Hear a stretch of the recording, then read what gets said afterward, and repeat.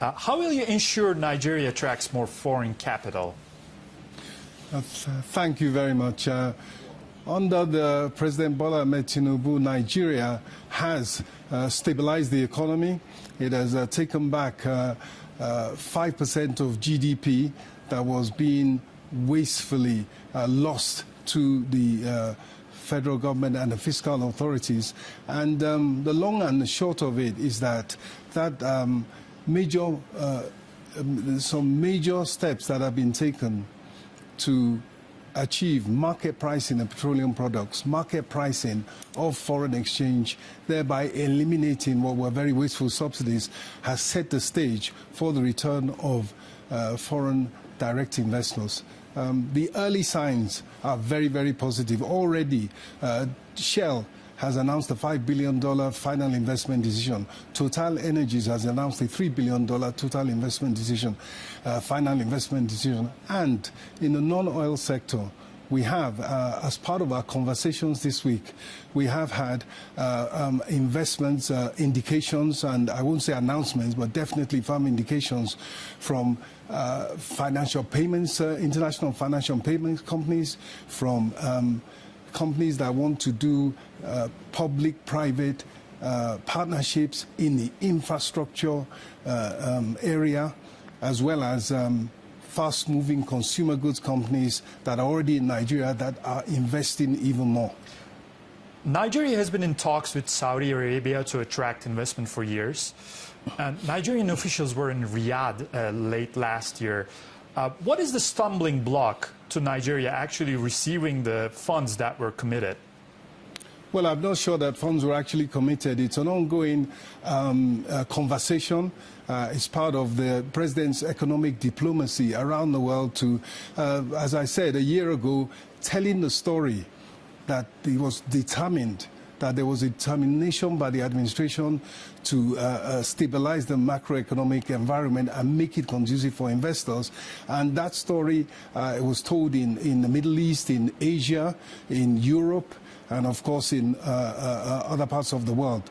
So it is on the basis of that that the conversations in Saudi Arabia, amongst other countries in the Middle East, is an ongoing one, and we're sure that it will end up with the private sector, in particular, in countries such as Saudi Arabia, investing in investing in Nigeria, in sectors that create jobs and grow the economy. Are you considering another Eurobond sale this year? Well, I think if you look at our budget, our budget presentation, which is currently going through the National Assembly, the Parliament in Nigeria at the moment, the one thing you'll notice that yes, there is some deficit spending, and that has to be covered, not as in the past by printing of money, but going to the financial markets and purchasing on reasonable terms those funds. And it's a whole gamut of financial instruments are at our disposal: concessional finance, bilateral, and of course the commercial markets. If you were to do it, when would you go to the market, and how much do you plan to raise? As always, such things are a question. Is the question of timing, it's a question of sequencing, and is much too early to say, because the emphasis in Nigeria now is on equity. The emphasis on government applying the latest technology to ramp up the revenues that it collects from its government-owned enterprises, as well, of course, ramping up oil production, which is already increasing. And at these elevated levels, that too is an important contribution to government revenues. And so these are all aspects of government financing that are important to us. The Naira weakened by more than 40% against the dollar last year. What's your assessment of the currency's current value against the dollar? Do you think it's fairly valued? Well, I mean, you can do all kinds of analysis. You can do purchasing power parity. You can compare inflation differentials. But I think what matters is that we have instituted market pricing of foreign exchange that has brought liquidity to the market, that has brought inflows of foreign exchange and allowed us to build up the reserves of Nigeria by about 30% from the beginning of last year to this year. You said during a panel discussion yesterday that the IMF should be more flexible about lending. Could you elaborate on those comments? Are you suggesting that Nigeria's loan repayments should be restructured?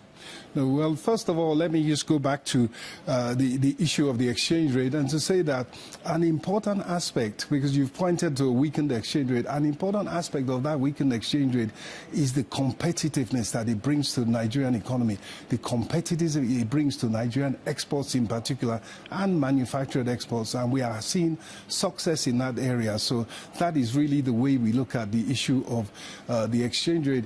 In terms of the, as I mentioned earlier, that the multilateral institutions are part of the range of financing options, and of course we're always looking for better terms. We're always looking for better terms, not just for Nigeria, but even for other poor countries, other developing countries, particularly African ones.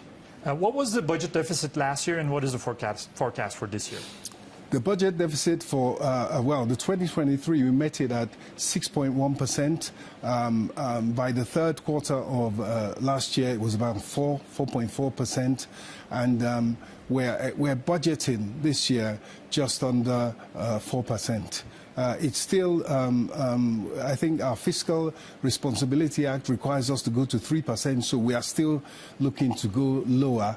And the success we're having with revenues, non-oil revenues, government revenues, as well as I said earlier, oil revenues, all points to improved indices, improved debt service ratios, improved budget deficit, and of course,